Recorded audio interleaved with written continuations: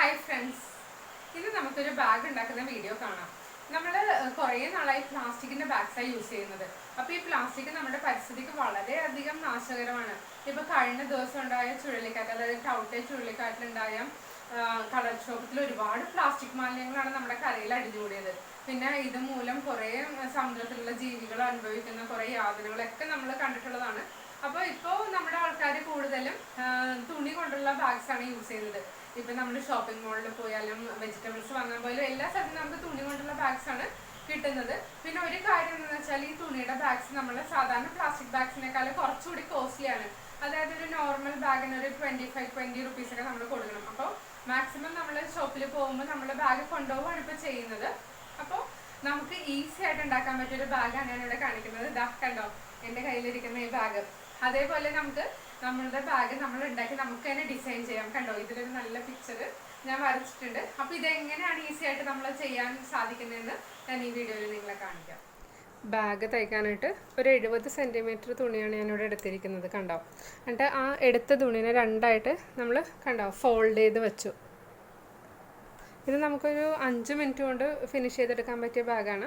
അപ്പോൾ അതിനൊന്ന് ഫോൾഡ് ചെയ്ത് വെച്ചു. പിന്നെ നമുക്ക് അതിനെ അഗൈൻ ഇങ്ങനെ ഒന്നുകൂടി ഫോൾഡ് ചെയ്യാം.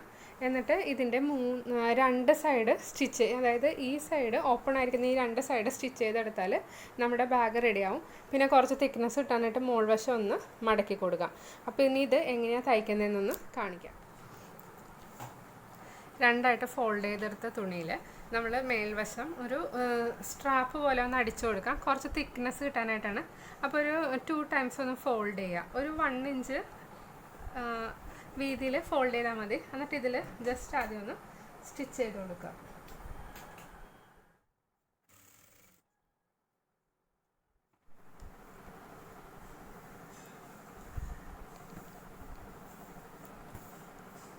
ഇതിൻ്റെ എഡ്ജസ് നമ്മൾ നീറ്റായിട്ട് സ്റ്റിച്ച് ചെയ്തെടുത്തിട്ട് ഇതാ കണ്ടോ, ഇതിൻ്റെ ഈ 2 സൈഡ് നമ്മൾ സ്റ്റിച്ച് ചെയ്ത് കഴിഞ്ഞു.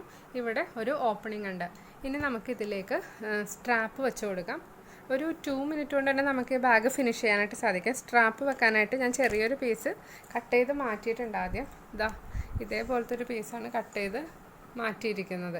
അപ്പോൾ ഇത് നമുക്കൊന്ന് പതുക്കെ അടിച്ചിട്ട് ഇതിൻ്റെ വീതി കുറച്ചിട്ട് ഇതിൻ്റെ ഒരു 1/3 ഭാഗം വീതിയുള്ള വിധത്തിലെടുക്കുക. എന്നിട്ട് നമുക്കിതിനൊരു സ്ട്രാപ്പും കൂടി റെഡിയാക്കാം. സ്ട്രാപ്പിനുള്ള ക്ലോത്ത് നമ്മൾ ഫോൾഡ് ചെയ്ത് മെഷീനിൽ വെച്ചിട്ടുണ്ട്.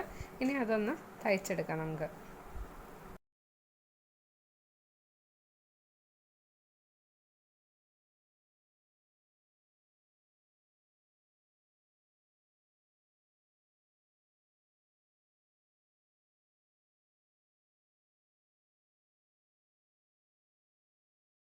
നമ്മുടെ ക്ലോത്ത് ബാഗിൻ്റെ സ്റ്റിച്ചിങ് ഏകദേശം പകുതി ആയിട്ടുണ്ട്.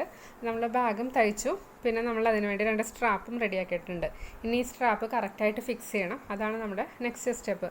അപ്പോൾ അത് ഫിക്സ് ചെയ്യാനായിട്ട് നമുക്ക് കറക്റ്റായിട്ട് സെൻറ്റർ ഒന്ന് മാർക്ക് ചെയ്യാം. അപ്പോൾ ഇത് നമ്മൾ സ്റ്റിച്ച് ചെയ്ത് വെച്ചിട്ടൊന്ന് ഫോൾഡ് ചെയ്ത് കൊടുത്താൽ മതി സെൻറ്റർ മാർക്ക് ചെയ്യാനായിട്ട്. സെൻറ്റർ മാർക്ക് ചെയ്തിട്ട് ഒരു സ്ട്രാപ്പ് ഇതേപോലെ ഇരിക്കാൻ വേണ്ടിയിട്ട് കുറച്ച് നീക്കിയിട്ടൊന്ന് മാർക്ക് ചെയ്ത് കൊടുക്കാം കേട്ടോ. അപ്പോൾ നമ്മളൊരു ഏകദേശം ഒരു 2.5 ഇഞ്ച് നീക്കിയിട്ടാണ് ഞാൻ മാർക്ക് ചെയ്ത് കൊടുക്കുന്നത്. അപ്പോൾ അതിലേക്ക് സ്ട്രാപ്പ് വെച്ച് തയ്ക്കാൻ പറ്റിയ വിധത്തിൽ നമുക്കിതേപോലെ മാർക്ക് ചെയ്ത് കൊടുക്കാം.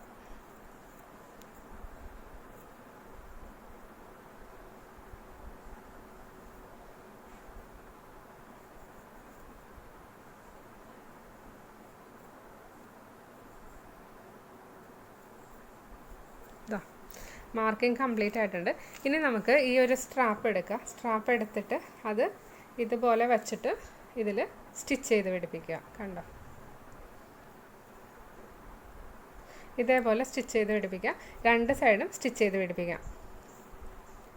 ഇതാ ബാഗിൻ്റെ സ്ട്രാപ്പ് സ്റ്റിച്ചിങ് നമ്മൾ ചെയ്തിട്ടുണ്ട്. കണ്ടോ, ഇത് ചെയ്തിരിക്കുന്ന പോലെ ക്രോസ് ആയിട്ടും കൂടി ഒന്ന് സ്റ്റിച്ച് ചെയ്ത് കൊടുക്കണം.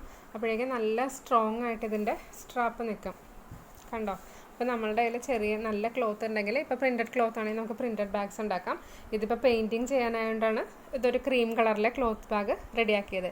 അപ്പോൾ നമുക്ക് ഇനി ഇതിലെങ്ങനെയാണ് പെയിൻറ്റ് ചെയ്യുന്നതെന്ന് നോക്കാം. ഇതിൽ ഞാനൊരു മോഡേൺ ഔട്ട്ലുക്കുള്ള ഒരു പിക്ചറാണ് വരച്ചിരിക്കുന്നത്. അപ്പോൾ നമുക്കിതിൻ്റെ ഹെയർസ് നമുക്കിഷ്ടമുള്ള കളർ കൊണ്ട് ഫില്ല് ചെയ്യാം. ഇപ്പോൾ എനിക്ക് തോന്നുന്നു ഇതിൽ കൂടുതൽ പെയിൻറ്റ് സിൽവർ കളറാണുള്ളത്. അപ്പോൾ നമുക്ക് സിൽവർ കൊണ്ട് ഹെയർ ചെയ്ത് നോക്കാം, എന്നിട്ട് നമുക്ക് ഫേസ് ചെയ്യാം. ഇത് ചെയ്യാനായിട്ട് ഈസിയാണ്. പിന്നെ വേറൊരു കാര്യം എന്താണെന്ന് വെച്ചാൽ നമ്മളിത് എപ്പോഴും ചെയ്യുമ്പോഴേക്കും ഒരു വേസ്റ്റ് ക്ലോത്ത് നമ്മളുടെ കയ്യിൽ സൂക്ഷിക്കുക. ഞാനിവിടെ എൻ്റെ കയ്യിലൊരു വേസ്റ്റ് ക്ലോത്തും എടുത്ത് വെച്ചിട്ടുണ്ട്. എന്ന് വെച്ചാൽ നമുക്ക് ഇടയ്ക്ക് ഈ 3D ലൈനേഴ്സിൻ്റെ ടിപ്പൊന്ന് തുടച്ചു കൊടുക്കണം. ഇതേപോലെ നമ്മൾ ഒന്ന് വരച്ചു കൊടുത്താൽ മതി. ഇപ്പോൾ നമ്മൾ മെഹന്തി കോൺസൊക്കെ യൂസ് ചെയ്യുന്ന പോലെ തന്നെ ഈ 3D കോണും നമുക്ക് യൂസ് ചെയ്യാം. ഇത് ഗ്ലിറ്റർ പെയിൻ്റ് ആണ്. അപ്പോൾ ഒന്ന് ഡ്രൈ ആയി കഴിഞ്ഞതിന് ശേഷമായിരിക്കും ഇതിൻ്റെ ഗ്ലിറ്റേഴ്സ് നല്ല ഭംഗിയിൽ ഇങ്ങനെ ഗ്ലിറ്ററിങ് ആയിട്ട് വരുന്നത്. ഇതേപോലെ നമുക്ക് ഹെയർസ് ഒന്ന് കംപ്ലീറ്റ് ചെയ്യാം. ഇത് വളരെ ഈസി ആയിട്ട് ഇടാനായിട്ട് സാധിക്കും കേട്ടോ. നല്ല സ്മൂത്തായിട്ട് ഇത് വരുന്നുണ്ട്.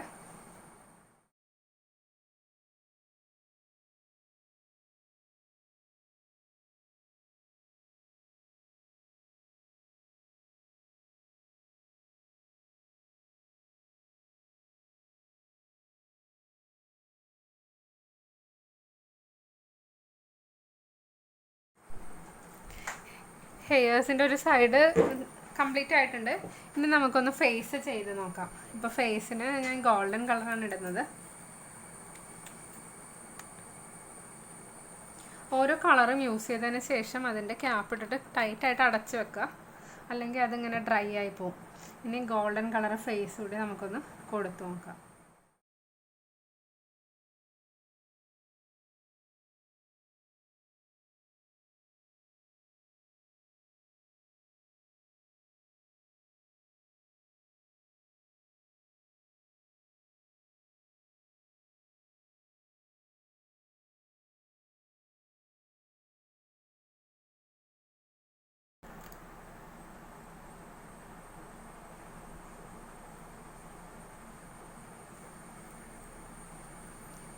ഇതൊന്ന് നെക്കി നോക്കിയിട്ട് യൂസ് ചെയ്യാം കേട്ടോ. എന്താണെന്ന് വെച്ചാൽ ഇപ്പം ഞാനിവിടെ എടുത്തപ്പോഴേക്കും കുറച്ച് ഗ്ലൂ പോലെ തന്നെയാണ് വന്നിരിക്കുന്നത്.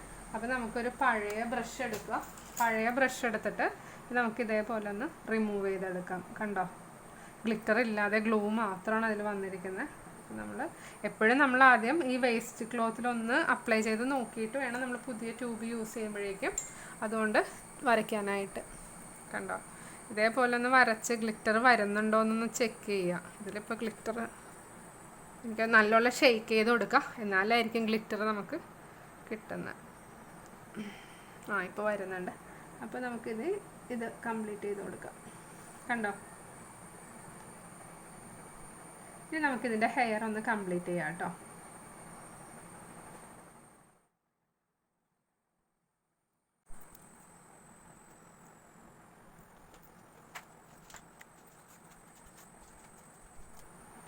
ഇടയ്ക്ക് ഇത് വരാത്ത പോലെ നിങ്ങൾക്ക് തോന്നുവാണെങ്കിൽ ഒരു ബോൾ പിൻ എടുത്തിട്ട് ഒന്ന് ഇതേപോലെ പ്രസ് ചെയ്ത് നോക്കുക. ചിലപ്പോൾ എയർ കയറിയിട്ടായിരിക്കും അത് വരാതിരിക്കുന്നത്. അപ്പോൾ അങ്ങനെ ഒന്ന് പ്രസ് ചെയ്ത് നോക്കുവാണെങ്കിൽ, കുത്തി നോക്കുവാണെങ്കിൽ അത് കറക്റ്റായിട്ട് വന്നോളൂ. ഇത് ശരിക്കും ഈ ഗ്ലിറ്റർ തീരുന്ന വരെ നമുക്ക് യൂസ് ചെയ്യാം കേട്ടോ. ഈ ബോട്ടിൽ ചില സമയത്ത് എയർ കയറാനായിട്ട് ചാൻസ് ഉണ്ട്. അപ്പോൾ എയർ കയറുമ്പോൾ ഒന്ന് ഇതേപോലെ കുത്തി ഒരു പിന്നോ അല്ലെങ്കിൽ ബോൾ പിന്നോ അങ്ങനെ എന്തെങ്കിലും എടുത്തിട്ട് ഒന്ന് പതുക്കെ കുത്തിയാൽ മതി. അപ്പോൾ പിന്നെ അത് കറക്റ്റായിട്ട് വന്നോളും.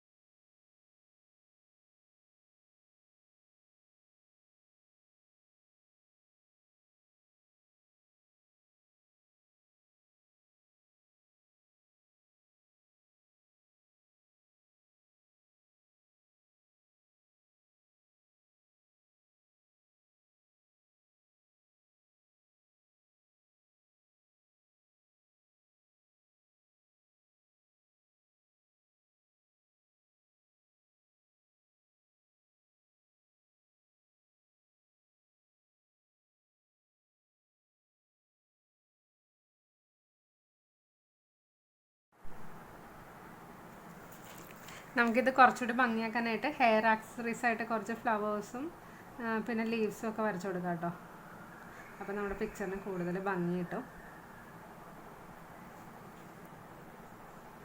വരയ്ക്കുമ്പോൾ ഒരു കാര്യം പ്രത്യേകം ശ്രദ്ധിക്കുക, നമ്മുടെ കയ്യിൽ നമ്മൾ ഓൾറെഡി വരച്ചതൊന്നും ആവാതിരിക്കുക. എന്ന് വെച്ചാൽ ഇത് ഡ്രൈ ആവാനായിട്ട് കുറച്ച് സമയം എടുക്കും.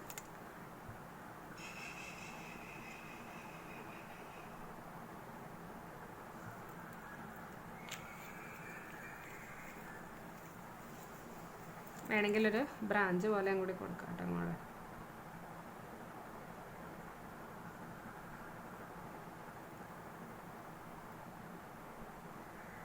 ഇടയ്ക്കൊരു ബഡ്ഡും നമുക്കിതിൽ കൊടുക്കാം. ഇതൊക്കെ നമ്മുടെ ക്രിയേറ്റിവിറ്റി അനുസരിച്ച് നമുക്ക് ഇടയ്ക്ക് ആഡ് ചെയ്ത് കൊടുക്കാവുന്നതാണ്. ഇത് ഈ പിക്ചറിലുള്ളതൊന്നുമല്ല. ഇതിപ്പോൾ ഞാൻ ചെയ്തപ്പോൾ കുറച്ചൊരു ഹെയർ ആക്സറിയും കൂടി ഇരിക്കുവാണെങ്കിൽ കുറച്ച് കളർഫുൾ ആവട്ടെ എന്ന് വിചാരിച്ച് ചെയ്യുന്നതാണ്. കണ്ടോ?